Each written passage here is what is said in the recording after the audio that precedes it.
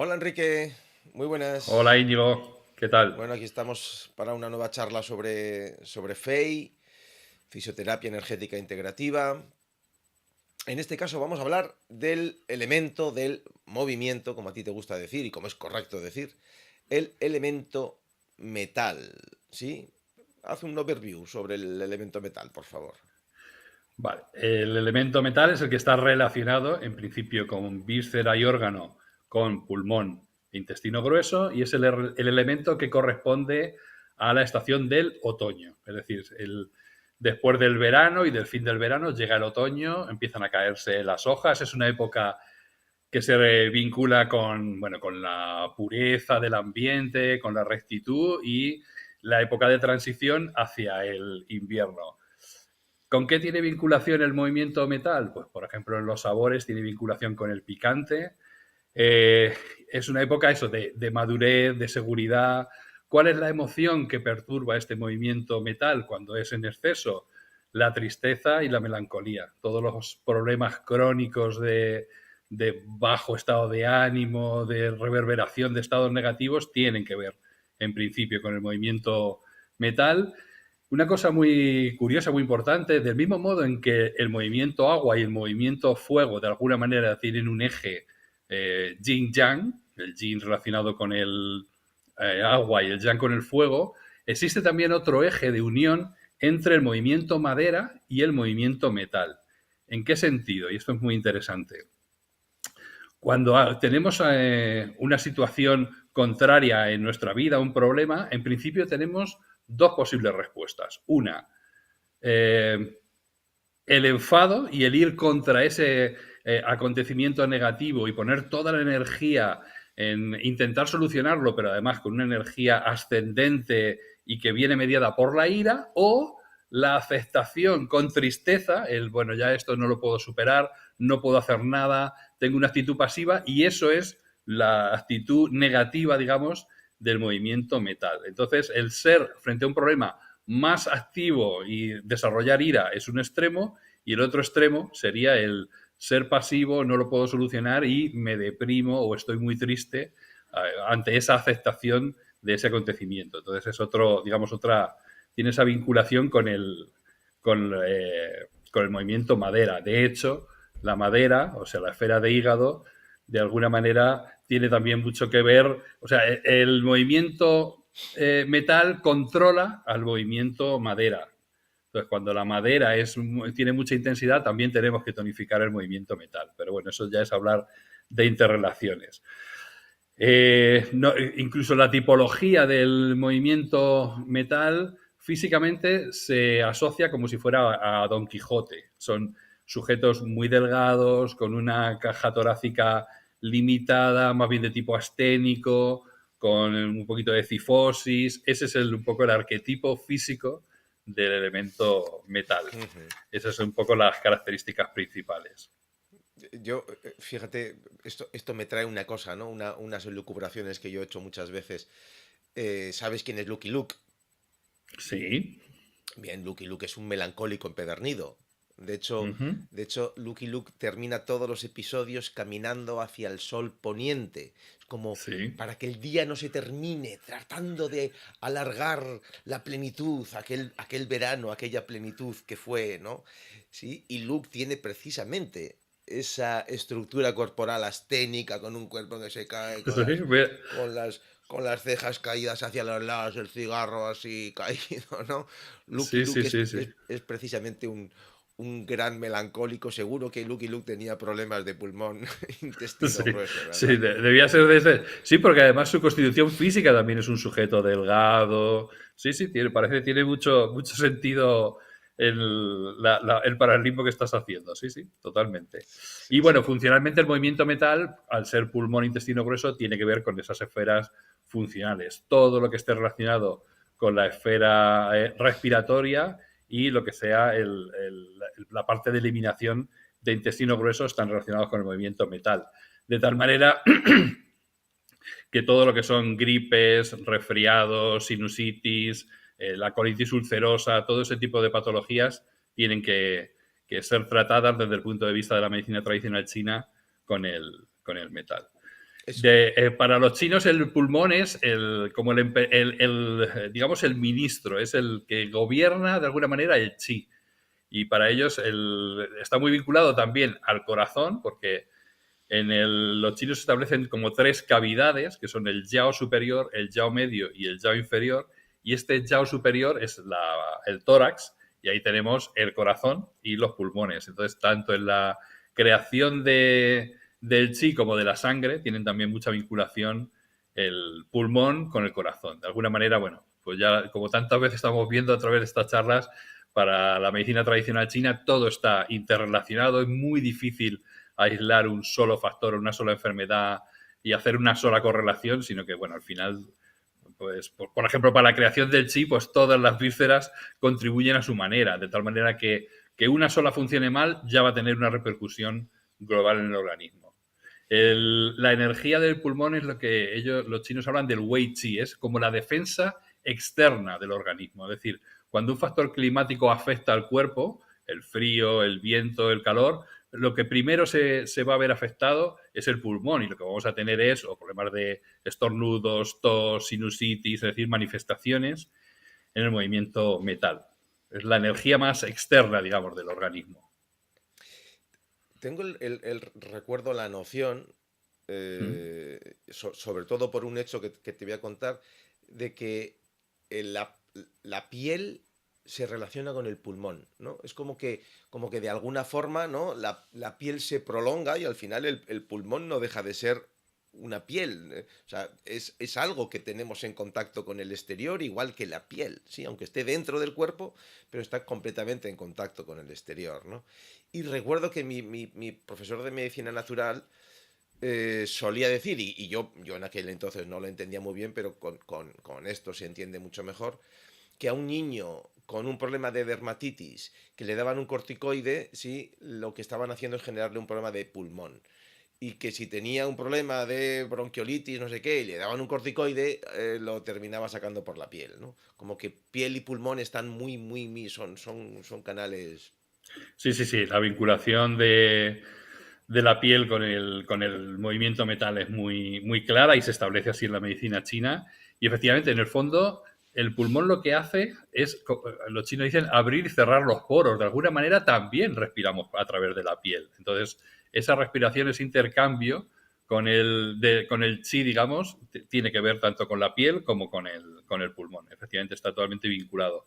Aunque también, como siempre todo se complica, la piel también tiene mucha relación, las manifestaciones cutáneas, con el sistema nervioso. Claro, a través de la embriología, pues la capa ectodérmica tiene que ver sistema nervioso con la piel, y eso es lo que explica que normalmente en muchas afecciones cutáneas, en el momento en que hay estrés, ansiedad y todo eso, se acrecientan mucho más, tipo psoriasis. O sea que al final todo está muy relacionado, pero es verdad, desde el punto de vista de la medicina tradicional china, sí hay una vinculación entre el movimiento metal, el pulmón y el estado cutáneo. Sí, sí. Y luego hay otro nexo que también ahí es curioso. Tú has nombrado una serie de patologías, ¿no? Típicas de pulmón y de intestino grueso. Y es curioso que en los dos casos se da con mucosidad, ¿sí? Ujú. De hecho, los antiguos llamaban constipaciones intestinales, ¿no? O sea, un constipado puede ser intestinal, un constipado puede ser pulmonar. ¿Sí? Los antiguos en Europa, me refiero, no los chinos, se ve que tenían visiones similares, ¿no? A los de la medicina china, ¿no? Sí, sí, en francés, si dices je suis constipé, no es que estés constipado. Estás constipado. Yo O francés no. sea, el término es efectivamente el que tú refieres. Sí, esa es un poco la vinculación entre el órgano y la víscera, ¿no? El pulmón y el intestino grueso tienen esa función un poco de purificación, por así decir, del organismo a distintos niveles, pero son órganos, digamos, purificantes. El pulmón para los chinos lo que hace es que emite como una especie de energía, como de aspersión desde arriba, que va descendiendo, y ese líquido y esa energía la recibe el riñón. También tiene una mucha relación en la función respiratoria el riñón y el pulmón. No solo para los chinos la función respiratoria depende del pulmón, sino que también el riñón tiene una influencia muy relevante a la hora de la función respiratoria. Entonces, este tipo de relaciones siempre al final es muy, muy interesante, es muy complejo, pero también es muy interesante saber que cada fenómeno fisiológico no depende solamente de una víscera, sino al final son varias vísceras las que intervienen. Eso es muy, muy interesante. Y luego, claro, para el cuidado del pulmón, pues lógicamente los ejercicios respiratorios es lo más interesante para trabajar. Y todo lo que es para el yao superior, cardiovascular, cuando hablamos de cardiorrespiratorio, cardiovascular respiratorio, pues todo lo que es ejercicio aeróbico, pues lo que hace es poner en funcionamiento y mantener la función de corazón y la función pulmonar. Por eso es tan importante, en caso de disfunciones o de tener debilidad en yao superior, trabajar la parte cardiovascular de ejercicio. Ujú. Y para el intestino grueso, porque ahora que lo pienso, yo tengo toda una batería de herramientas para mejorar la función del hígado, ¿sí? Eh, o del riñón, o del corazón, sí, el ejercicio, ¿no? Eh, pero para el intestino grueso, yo no sabría cómo se puede hacer para mejorar el intestino grueso. Pues, Más allá de acupuntura, ¿no? Más allá de la no, y acupuntura. justamente era a lo que me iba a referir, pero hay una cosa curiosa del intestino grueso, es que para mejorar la función de intestino grueso, bueno, los meridianos de pulmón e intestino grueso están en la parte radial del miembro superior, el pulmón nace del pecho y va a venir al dedo pulgar y el intestino grueso va a venir del dedo pulgar hasta, digamos, la parte cercana a la nariz, por ponerlo muy rápido. Pero el tratamiento de intestino grueso, curiosamente, de las disfunciones de intestino grueso, tiene lugar a través de otros meridianos y en concreto que tienen su zona de trabajo en la pierna, es decir, entre la rodilla y el tobillo, en la parte tibial, digamos, por encima del tibial anterior, toda esa zona es la que se utiliza para estimular y para regular la función de intestino grueso. Es decir, hay pocos, curiosamente es un meridiano que no tiene puntos o no tiene puntos principales de tratamiento de la propia disfunción del órgano, sino que se trata con otros, con puntos de otros meridianos. Tiene más función casi respiratoria el meridiano intestino grueso o la sinusitis, etcétera, que el propio... que se trata, ya digo, con puntos de otros meridianos. Mientras que el pulmón, por supuesto, sí que tiene puntos de estimulación de la función pulmonar, mejora de la respiración, etcétera. Todo el tratamiento de asma, de tos, sí tiene que ver con puntos que se estimulan el propio meridiano de pulmón, claro. A nivel de aparato locomotor, a nivel de patología del aparato locomotor, son meridianos, es un movimiento que trabajes con mayor o menor frecuencia que otros. En principio, con poca frecuencia, lo que sí tiene algún punto, por ejemplo, por la zona de trayecto del meridiano, por ejemplo, en las epicondilalgias sí hay un punto que es pulmón 5 que se puede trabajar, o tendinitis del bíceps, pero en principio para aparato locomotor no tiene una gran importancia, salvo igual puntos locales, algún punto en la mano, en la muñeca, pero tienen que ver con el trayecto del meridiano principalmente. Vale, pues mira, si te parece, no sé si tienes algo más que No, en contar. principio yo a tu disposición. Pues yo te diría, esta última pregunta me trae un tema para otra entrevista. Y Vale. es qué movimientos tienen más relación con la patología del aparato locomotor. Es decir, un Ok. fisioterapeuta que vaya a tratar sobre todo patología del aparato locomotor y que tenga una consulta privada y entonces le viene la gente con hernias discales, con tendinopatías, con dorsalgias, cervicalgias, con vértigos, con trocanteritis, con fascitis plantares y espolones calcáneos.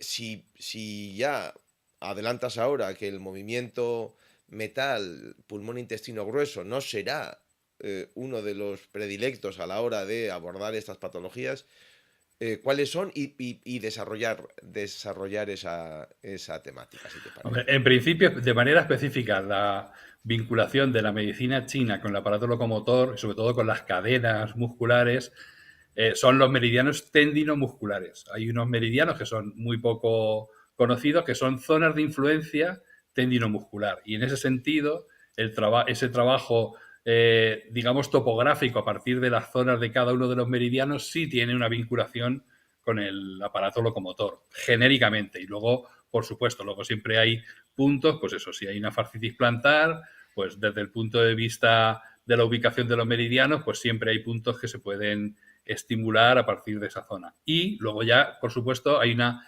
vinculación de, en general, el tejido muscular tiene vinculación con la tierra, los tendones tienen vinculación con el movimiento madera, entonces tanto desde el punto de vista genérico como desde el punto de vista local, geográfico, topográfico, sí se puede trabajar distintas disfunciones del aparato locomotor, por supuesto, con la acupuntura. Si te parece, lo Perfecto. desarrollamos con profundidad en otra charla.